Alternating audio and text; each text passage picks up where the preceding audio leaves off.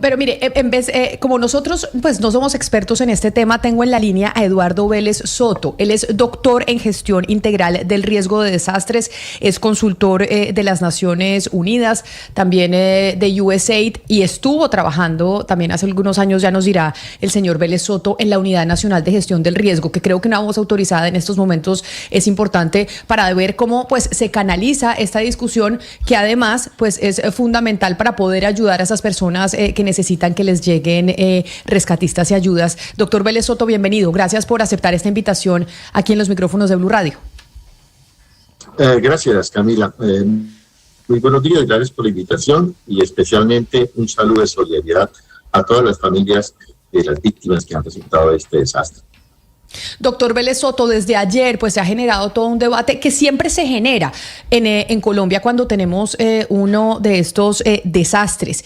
Yo le pregunto, ¿está haciendo bien el gobierno nacional en decir, en estos momentos nosotros en Colombia tenemos la capacidad, no necesitamos los rescatistas, la ayuda sí, pero los rescatistas no, porque nosotros todavía no tenemos nuestra capacidad copada? ¿Así es como funciona según los protocolos de Naciones Unidas? Sí, Colombia tiene 23 grupos de búsqueda y rescate urbano y tiene un grupo internacional que es el Colombia 1, avalado por INSARAC. Técnicamente, cuando se hace la respuesta a un desastre, lo primero que tenemos que tener en cuenta es un documento oficial que es la evaluación de daños y necesidades. Esa evaluación de daños y necesidades la activa el Sistema Nacional de Gestión de Riesgo y Desastres, y de allí depende qué actividades podemos solicitar a través de la Cancillería una vez se activó el decreto de desastre nacional a los demás países. Recuerda que estos equipos tienen un periodo aproximadamente de 72 horas para empezar para una búsqueda de personas, pero obviamente se van a tener que relevar. En este momento tenemos 23, tenemos la capacidad total. Y obviamente se tendrá que relevar y en la medida que esta emergencia avance, pues también van a avanzar los requerimientos. No es que en un primer momento van a llegar todos los grupos porque pues más no hacen la diferencia. La diferencia lo hace la organización con que los equipos hagan la búsqueda y el rescate de las personas que quedaron en esas estructuras colapsadas. Pero entonces, si le entiendo bien, doctor Vélez, sí sería un momento en donde podríamos empezar a recibir esas ayudas de rescatistas de países que los están ofreciendo, porque también entiendo que recibir rescatistas no es solo decirles bienvenidos, pues también hay que tener una logística importante de dónde se van a ubicar, en dónde van a pernoctar, etcétera, etcétera. Pero en estos momentos, según lo que estamos viendo y con su experiencia, ¿ya deberíamos aceptar esa ayuda de rescatistas en nuestro territorio? Bueno, de acuerdo a la evaluación, como le digo, en el terreno, deben de evaluar concretamente la continuidad operativa. Van a ser necesarios rescatistas frescos, van a ser necesarios equipos más complejos. Entre más demore la emergencia, más complejidad hay en el rescate. Y obviamente hay muchas naciones, como Estados Unidos, como Israel, como Centroamérica, que están capacitados para hacer ese tipo de rescate. Precisamente yo dirigí operativamente un simulacro en Panamá hace 2 años, donde participaron 19 países por un simulacro de sismo y aportaron mucha técnica, aportaron mucho conocimiento. Desafortunadamente Colombia no ha asistido allí por falta de presupuesto, pero sí conozco que hay muchos equipos en el mundo que pueden en este momento ayudar y en la medida que avance la emergencia se pueden utilizar. Sí, doctor Vélez, si nosotros en Colombia tenemos las capacidades, instaladas para hacer este tipo de rescates y lo que vamos a hacer es recibir a estos rescatistas internacionales, justamente porque los que están acá ya pueden estar cansados, ¿por qué tenemos estos vacíos en territorios tan importantes y en horas tan críticas? Les mostrábamos ahora testimonios desde Pereira en donde decían, bueno, acá hay 2 personas vivas y no hay nadie rescatando. ¿Cómo se entiende eso? ¿Falta organización, coordinación? ¿O cómo entendemos el despliegue de estos rescatistas que nosotros tenemos en nuestro propio territorio? Pues desafortunadamente este desastre ocurre en una transición de un gobierno a otro y evidentemente no hay nombrados las personas. Por ejemplo, en la Unidad Nacional ayer nombraron el director, pero el subdirector de respuesta, que es uno de los procesos más sensibles dentro de este desastre, no está, renunció hace un par de semanas. Deben de tener una persona técnica que conozca de estas situaciones, del manejo de estas situaciones, para poder coordinar precisamente y dar las directrices técnicas y no políticas sobre cómo actuar en estos procedimientos de búsqueda, de salvamento y de rescate. Entonces, es cuestión de organizar, es cuestión de en estas horas poder tener esa información cruzada, poder determinar si hay más sitios de acuerdo a la evaluación de daños y necesidades que requieren ayuda, mirar si esos 23 grupos USAR de Colombia están ya cansados, necesitan que lo reemplacen y empezar a solicitar. Recuerda que eso no se mueve de un momento a otro, hay que tener una logística, un transporte aéreo. Ellos llegan totalmente autónomos, con 48 horas de autonomía, no hay que atenderlos con alimentación, con alojamiento. Un equipo USAR se mueve autónomamente a ayuda en un espacio de 48 horas sin ninguna ayuda adicional del país que está allí de anfitrión. Entonces, es cuestión de hacer la evaluación real y de la solicitud urgente y pronta de estos grupos. Mira que en Venezuela pasó lo mismo y los grupos llegaron a una semana después a rescatar las personas. Entonces, mi consideración técnica es que ya pasaron 72 horas, es necesario empezar a reemplazar estos grupos y buscar una ayuda tecnológica mucho más especializada que la que tenemos hoy en día en Colombia. Doctor Vélez, por favor, no se me vaya porque quiero preguntarle sobre la Unidad Nacional de Gestión del Riesgo, pero es que tengo último reporte desde la ciudad de Pereira sobre la situación en estos momentos. Cristian Zuluaga, ¿cuál es el reporte oficial que entrega la Unidad de Gestión del Riesgo? Camila, muy buenos días para usted. Sí, la Unidad de Gestión del Riesgo y Atención de Desastres aquí en Risaralda da un reporte de 239 fallecidos, 287 desaparecidos, esto a nivel nacional, y 232 personas que están rescatadas. Pero también hay que tener en cuenta que hace unos segundos, hace unos instantes, lograron tener, digamos que comunicación con algunas de las personas que al parecer estarían atrapadas dentro de los escombros debajo de un hotel de bajo costo en el centro de Pereira, a pocos metros del Parque La Libertad. Este es el punto donde los organismos de socorro aquí en la capital de Risaralda tienen priorizada la búsqueda. Ya están listas las ambulancias, están listos los equipos médicos también para recibir a las personas que puedan, ojalá que así sea, encontrar con vida. Durante toda la mañana ha habido, digamos que una comunicación permanente, porque al parecer estas personas pues hacen algunos sonidos y esto pues aumenta aún más la esperanza de encontrar personas con vida en esta zona de la ciudad, y ojalá que eso también permita aumentar más las cifras de personas rescatadas, que reitero entonces, de acuerdo con la Unidad Nacional de Gestión del Riesgo, son 332.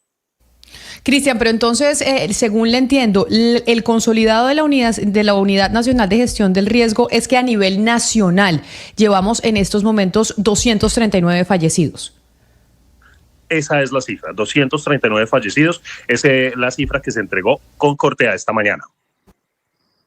Gracias, Cristian. Así está entonces el último reporte de la Unidad Nacional de Gestión del Riesgo, que es precisamente lo que estamos hablando con el doctor Vélez, que conoce de cómo se debe hacer la gestión del riesgo en estos momentos. Estamos todavía en horas críticas. Son las primeras 72 horas, son las más importantes para poder rescatar a las personas. Y usted decía, doctor Vélez, que lamentablemente, y esta tragedia nos llegó cuando el nuevo gobierno hasta ahora estaba empezando. Era el primer día hábil del gobierno del presidente del Espriella y tuvimos este terremoto a las 7:30 de la mañana.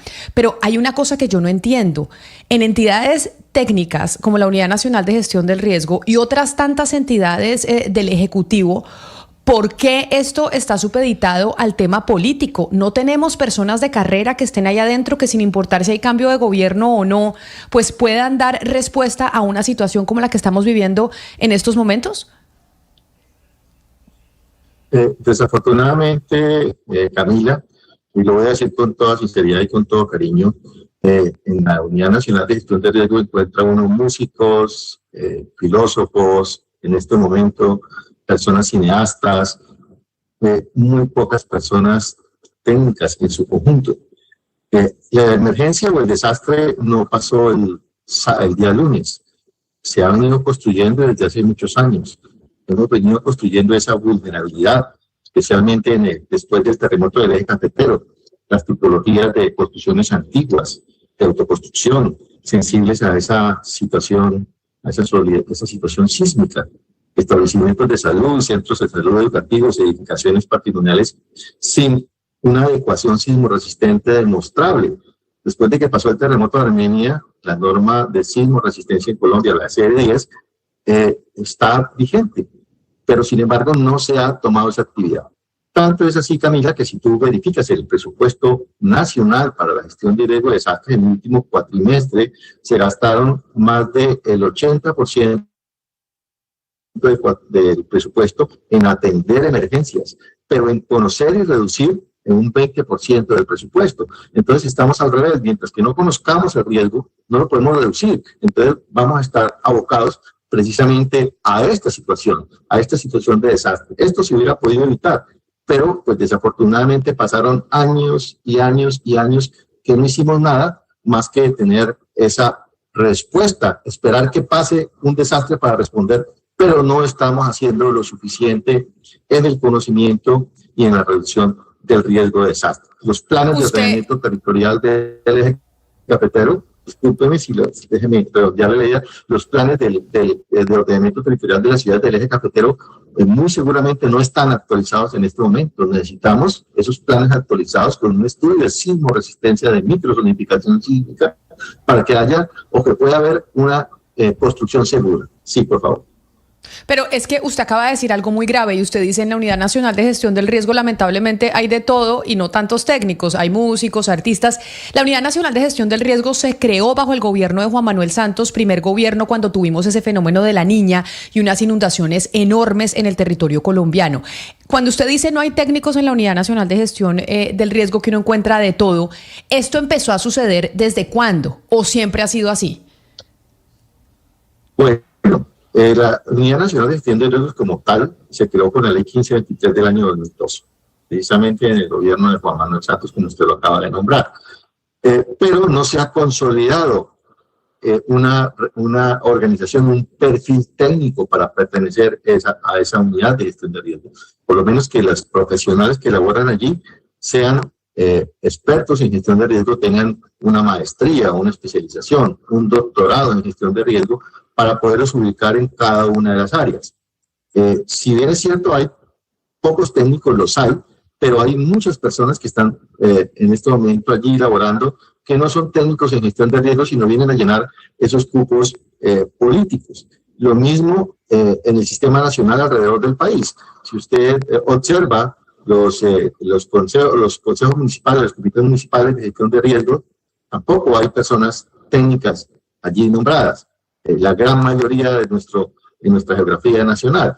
Y eso ha sido uno de los más grandes debilidades que tiene la gestión de riesgo de desastre. Gestión de riesgo no se trata de atender el desastre. Gestión de riesgo se trata de conocer el riesgo, de reducir el riesgo para que no lleguemos al desastre. Sigamos en esa línea que nos está diciendo doctor Vélez, porque entonces uno dice, están unos técnicos especialistas en atender el daño que hay coyuntural, pero uno supone que esos técnicos también deben estar a futuro, pensando por ejemplo en el presupuesto. Entonces uno mira todo el dinero que se está invirtiendo en este momento y que es absolutamente necesario para esta coyuntura. Podemos decir que aquí se está quitando algo de lo que se tenía presupuestado para el fenómeno del niño o cómo se maneja eso, cuál es, como para explicarle a la gente cómo se maneja ese presupuesto, porque es presupuesto de lo que es impredecible, de lo que pues, sí se puede anunciar, pero pues que son, digamos, asuntos de la naturaleza. Sí, hay un Fondo Nacional de Desastres, donde se manejan unos presupuestos para cada uno de las líneas de la gestión de riesgo de desastre. Evidentemente el presupuesto nunca es suficiente, siempre habrá que hacer algunos cambios o algunas adiciones. En el último cuatrenio, en el último gobierno, se planeó un presupuesto y resultaron siendo las adiciones el 70% más del presupuesto planeado. Pero ¿de dónde vienen las adiciones? Del desarrollo, de dejar de construir colegios, de dejar de construir hospitales, de dejar de ayudar a las personas vulnerables para dedicarnos precisamente a entrar a responder con este tema. Y ahí quiero ser puntual en algo, y es precisamente la ley. La ley 1523, Camila, tiene un vicio muy alto, muy grande, en el artículo 34, porque la ley nos dice que la gestión de riesgo es un proceso social público, privado y comunitario. Sin embargo, cuando se estructura la gestión de riesgo en el territorio, sacan a la comunidad y sacan al sector privado de las decisiones. Es importante que la comunidad esté en las decisiones y es importante que el sector privado esté en las decisiones para poder hacer o llegar a los territorios con mayor conocimiento y obviamente con mayor transparencia. Ahí evitamos muchas de estas situaciones que se han presentado en los últimos años. Doctor Vélez, quiero preguntarle por algo que usted mencionaba ahora, la ley antisísmica, la experiencia que ya tuvo el eje cafetero en 1999 con este terremoto tan terrible y que hoy estamos repitiendo un poco esa experiencia. ¿Qué pasó en ese lapso de tiempo? ¿Qué pasó con esa ley antisísmica? Las construcciones que hay en específico en el eje cafetero, que estamos viendo que ha tenido una afectación muy importante, muchos edificios caídos. ¿Qué pasó y cuál es la responsabilidad de las autoridades locales y de la UNGRD? Toda. Resulta que no solamente la construcción segura nos lleva a tener una prevención o una reducción de estas situaciones que se han podido presentar el día lunes, sino también el estudio del suelo, sobre qué estamos parados. Eso lo hace el ordenamiento territorial, que tiene un amplio campo precisamente en la gestión del riesgo. El ordenamiento territorial es importante y sobre todo los estudios de microzonificación sísmica. Un buen ingeniero estructural, el mejor ingeniero estructural que tengamos en el país, si no sabe la microzonificación sísmica del territorio, pues con qué va a calcular los edificios que está construyendo. 1. 2. Los edificios antiguos, antes de la norma, no fueron construidos con normativa de sismoresistencia. Si ustedes pueden observar, en la mayoría de los sitios, la gran mayoría de las edificaciones que se derrumbaron fueron edificaciones antiguas. El Hospital de Cali ya se había dicho hace muchos años que el Hospital de Cali se debía reforzar. Sin embargo, no se hicieron esos reforzamientos, no se hicieron esos arreglos estructurales que debían de haberlo hecho durante este tiempo que pasó, y aquí tenemos nuevamente el daño.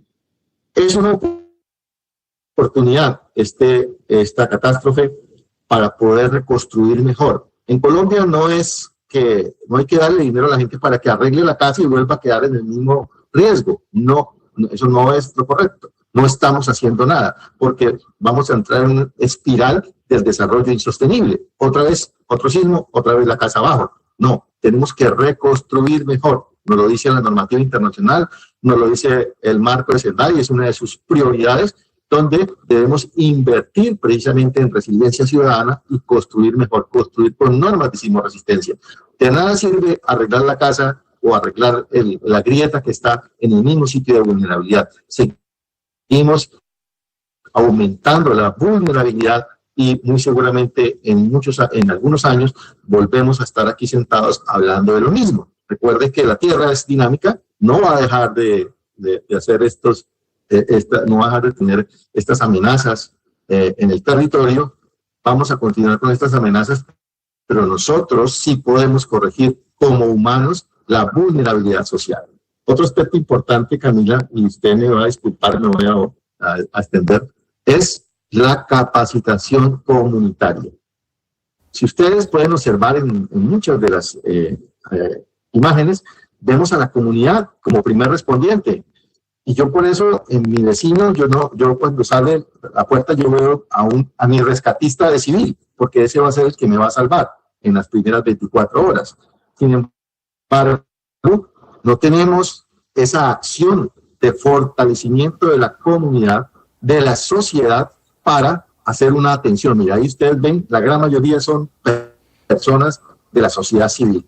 Pregúnteles si los han entrenado, pregúnteles si la unidad de gestión de riesgo ha dedicado programas para fortalecer a todas las comunidades en todos los barrios de todo el país para poder llegar a una emergencia y que estas personas sean los primeros respondientes y se puedan salvar muchas vidas. Entonces, esta es una situación bien importante. Yo tengo, y voy a hacer la cuña, yo hice un libro que llama Responsabilidad Social y Gestión de Riesgo de Desastres, precisamente que trata de todo este tema y está copiado como si hubiera escrito de este desastre hace algunos meses.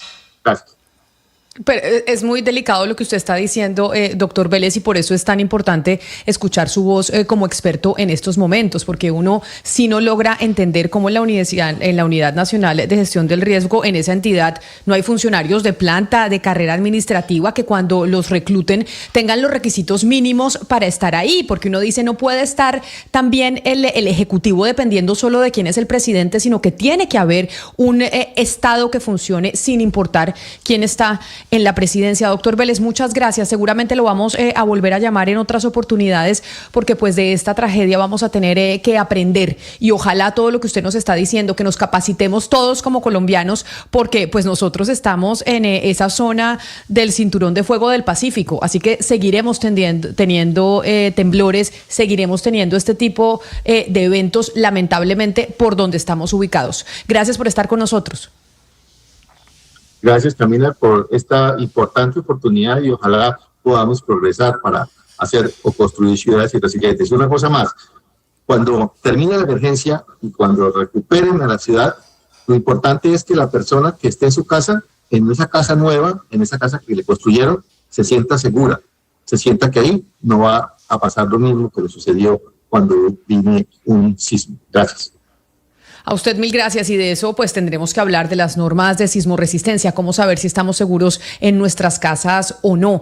Vamos a hacer una pausa, ya volvemos porque hablando de la Unidad Nacional de Gestión del Riesgo, el director saliente, el señor Pava, porque ayer se nombró pues ya el nuevo director nacional de Gestión del Riesgo por parte del nuevo gobierno, que es el ingeniero David Santiago Tamayo, pues salió de la unidad el señor Pava, quien estaba al frente de esa entidad durante las últimas semanas del gobierno del presidente Gustavo Petro. Hacemos una pausa y volvemos.